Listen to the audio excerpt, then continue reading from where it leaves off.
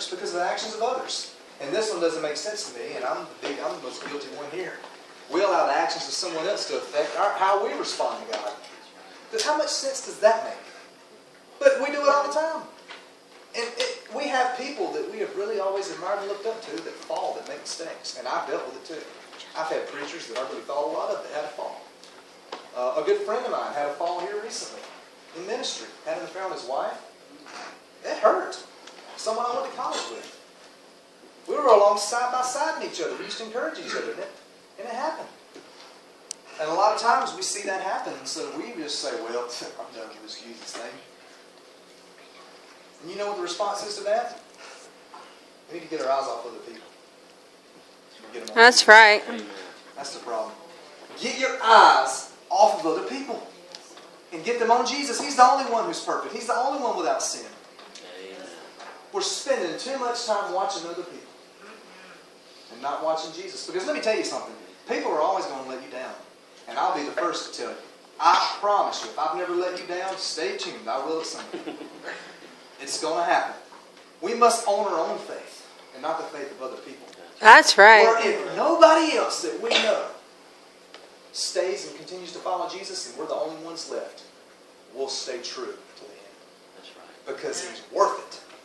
And because He's the only one that gives life. He's the only one that can satisfy. He's the only one that can save us from our sin. He's the only one that is truly worthy of our attention, and our service, our adoration, and our worship. Amen. These other things, they don't satisfy.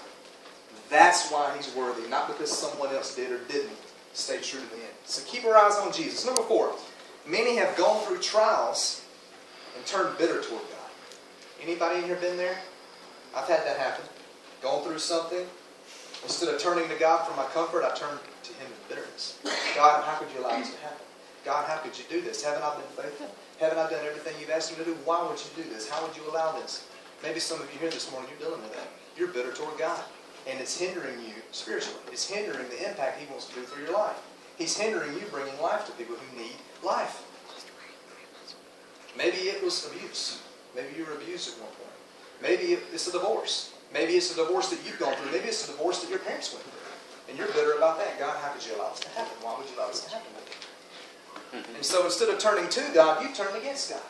I want to pose this question. I want y'all to really think about this. God hit me with this a few years ago. Maybe. Because sometimes we ask God the question why. I don't think it's wrong to ask God why. I think He wants us to. He's a big God. He can handle it. He can handle our questions. That's right. He can handle our doubts. He can. I think it's okay to come to God and say, why? Maybe God allowed you to go through your trial. Maybe God allowed you to go through your abuse, sexual abuse, verbal abuse. Maybe God allowed you to go through your divorce. Maybe God allowed your parents to get divorced. Because He wants to use you in a special way. He wants to use you in the kind of way where it was necessary for that to happen. Maybe He allowed the abuse so you could mentor other people who've been through it. And yet you can relate to them in a way that I couldn't. Because you've been there. Maybe that's why God allowed it. Maybe that was His plan for your life. Maybe God allowed the divorce for the same reason. You've been there. You know, I think sometimes maybe it's not the divorce, it's not the abuse, it's not the whatever we go through. The lust. It's not the affairs, the trials, the sins. It's not the things that we go through. Because sometimes the things we go through that we don't bring on ourselves. They're trials. They happen. A trial is not a sin that we brought on ourselves. A trial is something that happens. We have no control over it.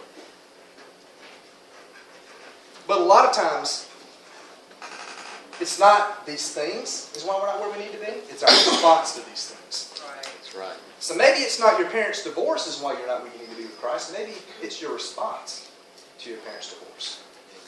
I knew a lady, her name was Wendy,